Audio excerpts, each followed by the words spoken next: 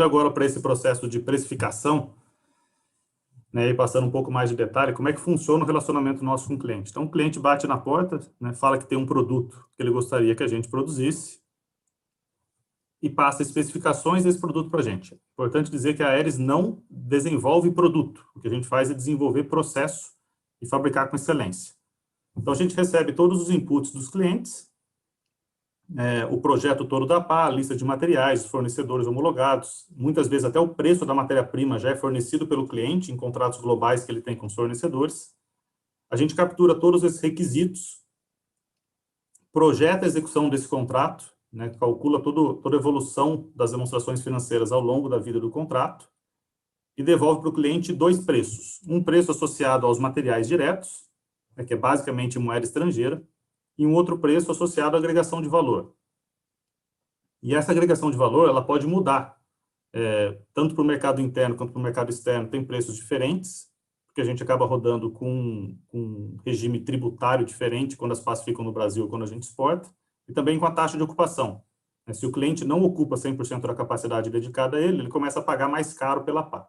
Então, na prática, a gente cria um incentivo para o cliente manter a produção bastante ocupada. É natural que o cliente ele queira desconto quando a gente passa o primeiro preço. Então, é um processo iterativo, o processo de precificação. O que a gente faz é não negociar preço, basicamente. A gente atinge os preços target que o cliente passa, pedindo em troca outras variáveis que nos permitem atingir os retornos que a gente deseja. Então, normalmente a gente pede extensão do prazo de fim de contrato, porque o primeiro ano de contrato ele acaba sendo muito pior do que os anos seguintes, porque a gente está com muita gente em treinamento, os processos ainda não estão estabilizados, o nível de desperdício e os níveis de não qualidade ao longo dessa curva de aprendizado, eles são piores. Então, é natural que o primeiro ano, né, que é a introdução de novos produtos, afete de forma negativa as margens e os retornos, mas tudo isso para a gente atingir um nível de produção estabilizada para aquela linha e conseguir executar margens superiores, né, margens acima das margens médias, ao longo dos anos seguintes do contrato.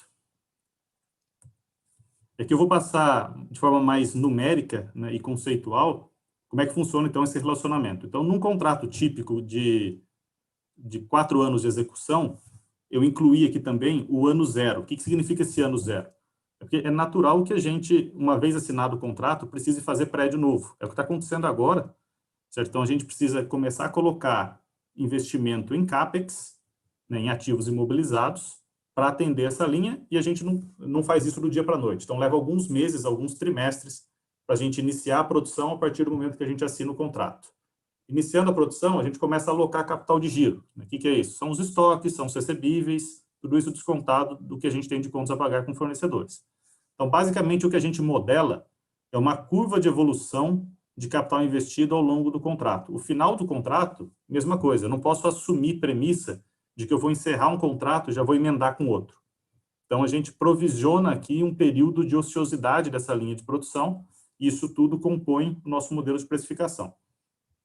Então, ao longo da execução do contrato, eu não tenho receita no início da dedicação das linhas de produção àquele contrato. Eu capturo receita de uma forma crescente, é isso que a gente chama de período de ramp-up, ou de linhas de produção não maduras. A linha atinge maturidade, a gente executa receitas ao longo desse período de maturidade, depois faz o phase-out da linha de produção. O NOPAT, ele segue mais ou menos a mesma curva de receita, com o destaque que a gente tem custos associados ao desenvolvimento dos processos, ao treinamento do pessoal, e é natural que o custo do produto no início do processo de fabricação, eventualmente até supere o preço de venda. Então, a gente pode ter resultados negativos quando a gente introduz novos produtos, e aí, basicamente, sempre que a gente acopla os contratos, eu vou ter contratos iniciando junto com contratos que eu estou no período estabilizado. Então, o resultado da companhia, né, trimestre a trimestre, ele é a combinação desses contratos, cada um nas suas fases. Então, é muito mais importante para a gente analisar o resultado da Aeris num período maior do que analisar um trimestre de forma isolada. Analisando um trimestre de forma isolada, a gente pode ter um cenário onde eu tenho vários contratos num estágio onde eles estão com um elevado nível de capital investido e ainda não capturando receitas potenciais daquele contrato. E aí a gente vê essa curva de retorno ao longo do contrato. A gente começa com retornos podendo ser negativos, depois a gente estabiliza em retornos acima dos retornos médios, e encerra também com essa linha ociosa, né, com capital investido sem ter geração de valor. Quando a gente calcula essa média aqui, ou a taxa interna de retorno desse NOPAT com capital investido, a gente chega à conclusão de que a gente atingiu ou não o nosso target, a nossa meta de ROIC.